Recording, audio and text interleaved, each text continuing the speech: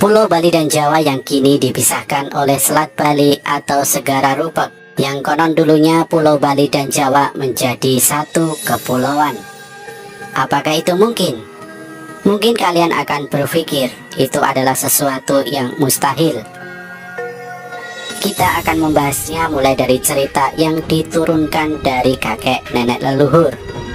Mulai dari kisah Resi Markandeya yang membawa rombongan sebanyak 4.000 pengikut untuk membangun Pura Besaki.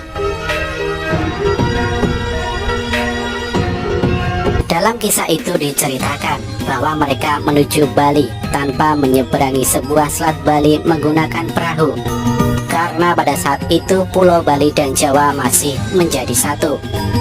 Kemudian terdapat sebuah kisah dalam sejarah Nusantara ini, bagaimana Pulau Bali dan Jawa akhirnya terbelah dipisahkan oleh Selat Bali. Menurut uraian sebuah kitab bernama Usana Bali, bahwa putusnya Pulau Jawa dengan Pulau Bali adalah disebabkan kesaktian seorang pendeta bernama Empu Sidimantra. Pendeta itu bertempat tinggal di Jawa Timur, bersahabat karib dengan seekor ular besar yang bernama Naga Basuki. Naga Basuki berliang di desa Besaki yang terletak di kaki Gunung Agung, yang merupakan sebuah gua besar yang dianggap suci. Karena persahabatan itu, Empu Sidimantra setiap bulan purnama selalu datang ke Besaki bertemu Naga Basuki dengan membawa madu, susu, dan mentega untuk sahabatnya tersebut. Empu Sidimantra mempunyai anak bernama Ida Manik Angkeran. Anaknya tersebut sangatlah suka berjudi, meski sudah dilarang oleh ayahnya. Ida Manik Angkeran akhirnya pun sering mengalami kekalahan saat berjudi. Pada saat bulan purnama kembali tiba, Empu Sidimantra mengalami jatuh sakit, sehingga secara diam-diam Ida Manik Angkeran tanpa izin orang tuanya pergi ke Bali menemui Naga Basuki. Sampai di sana ia lalu duduk bersila sambil membunyikan bajra yang dibawanya itu, sehingga Naga Basuki keluar dari liangnya. Atas pertanyaan ular besar itu, Ida Manik Angkeran lalu menerangkan bahwa ayahnya masih sakit. Oleh karena itu ia menjadi wakilnya membawa madu, susu, dan mentega yang biasa dihidangkan oleh ayahnya setiap bulan. Naga Basuki dengan senang hati menerima pemberian dari Ida Manik Angkeran. Kemudian Naga Basuki bertanya kepada Ida Manik Angkeran, apakah yang diinginkan untuk bekal dalam perjalanan pulang. Ida Manik Angkeran tidak meminta apapun, hanya meminta silakan Naga Basuki kembali masuk ke dalam gua terlebih dahulu. Ketika itulah Ida Manik Angkeran melihat sebuah permata yang indah berada di ekor Naga Basuki. Dia pun berpikir permata itu akan cukup digunakan untuk bisa berjudi seumur hidupnya.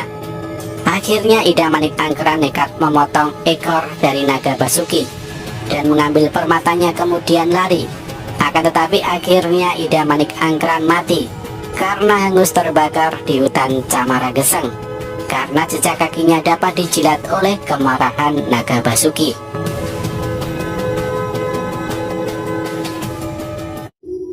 Empu Sidimantra yang khawatir anaknya berhari-hari tidak pulang tanpa ada kabar, akhirnya pun pergi mencarinya. Naga Basuki pun bercerita kepada Empu Sidimantra tentang apa yang sudah terjadi pada anaknya tersebut. Naga Basuki pun mengatakan bahwa anaknya bisa hidup kembali, akan tetapi harus mengabdi di Pura Besaki sebagai abdi pura pemangku dan tinggal selamanya di Bali. Empu Sidimantra pun menyetujuinya dan anaknya kembali hidup.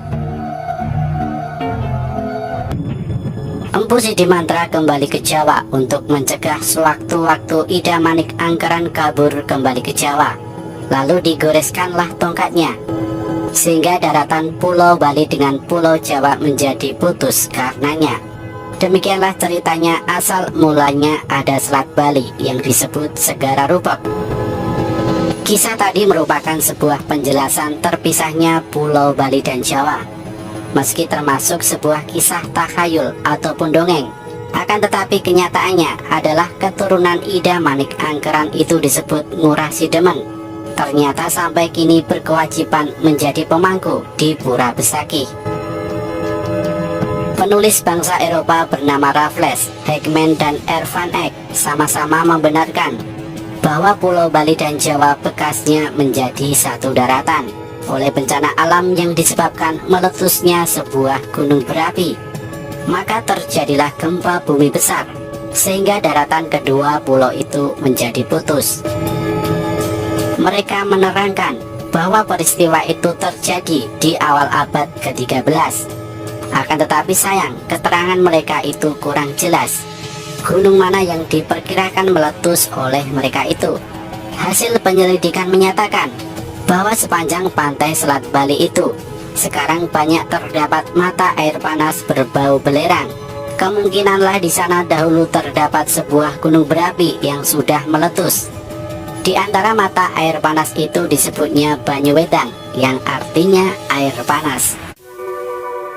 Sementara itu terdapat sebuah kitab bernama Nagara Kretagama karangan Prapanca yang menerangkan bahwa putusnya Pulau Jawa dengan Pulau Madura terjadi dalam tahun Uwaka 124. Bilangan tahun Uwaka itu mempergunakan perhitungan Candra Sangkala, yaitu dengan perkataan yang berbunyi Samudra Nanggung Bumi.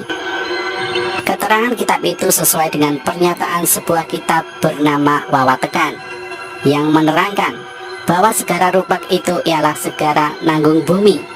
Baik samudera maupun sagara sama artinya dengan lautan atau selat. Kedua perkataan itu sama dengan angka 4 menurut perhitungan tahun Candra Sengkala. Perkataan nanggung sama dengan angka 2, sedang perkataan bumi sama dengan angka 1. Oleh karena caranya menghitung angka-angka itu harus berbalik, maka terjadilah bilangan tahun Uwaka 124 atau tahun Masehi 202.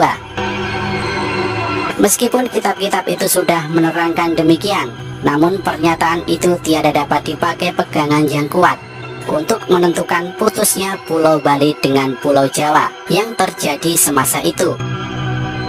Mustahil Prapanca tiada menyebutkan dalam kitab karangannya itu bahwa putusnya Pulau Bali dengan Pulau Jawa bersamaan waktunya, apabila memang benar demikian halnya.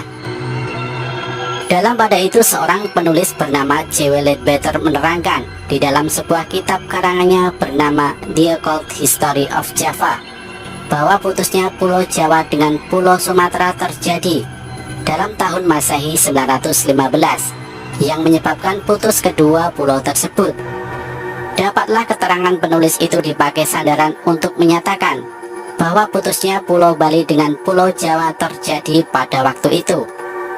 Memang jikalau ditilik dari letak ketiga pulau itu, yakni Sumatera, Jawa, dan Bali, seakan-akan berangkai hanya dipisahkan oleh selat-selat yang sempit. Tidaklah mustahil kejadian di Selat Sunda dapat dipengaruhi keadaan di Selat Bali. Sementara kitab-kitab itu tiada memberi ketegasan waktu mana kiranya putusnya Pulau Jawa dengan Pulau Bali terjadi, maka pendapat umum lebih condong mempercayai teori ilmu bumi. Pada zaman dahulu sebagian besar kepulauan Indonesia belum ada, masih bersatu dengan benua Asia. Maka pada suatu ketika, yaitu pada zaman es, konon katanya gunung-gunung es yang terdapat di kutub utara dan di kutub selatan menjadi cair, sehingga permukaan laut naik dan merendam daerah-daerah yang rendah. Oleh karena itu terjadilah lautan Tiongkok Selatan, Laut Jawa, dan Selat Malaka. Kemungkinan ketika itulah terjadinya Selat Bali, lantaran dataran di sana rendah, turut terendam air laut yang sedang pasang. Jika memang demikian halnya, sudah tentu putusnya Pulau Bali dengan Pulau Jawa terjadi beberapa ratus abad sebelum tahun Masehi. Demikianlah keterangan-keterangan yang diperoleh mengenai hal ihwal putusnya Pulau Bali dengan Pulau Jawa. Namun para ahli belum ada yang berani menerangkan kapan sebenarnya peristiwa itu terjadi. Baiklah, hal itu dipakai sebagai gambaran saja untuk meraba-raba bahwa kedua pulau itu pada suatu masa kiranya memang benar mula-mula menjadi satu daratan. Raffles menerangkan bahwa putusnya Pulau Bali dengan Pulau Jawa terjadi di dalam tahun 1204. Hegeman menerangkan terjadi dalam tahun 1293.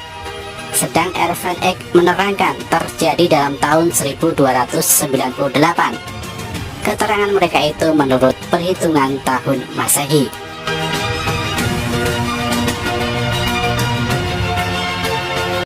Terima kasih atas semua penonton yang sudah menonton sampai akhir video ini.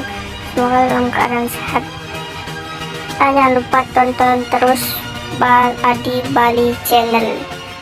Oke, sukses semua.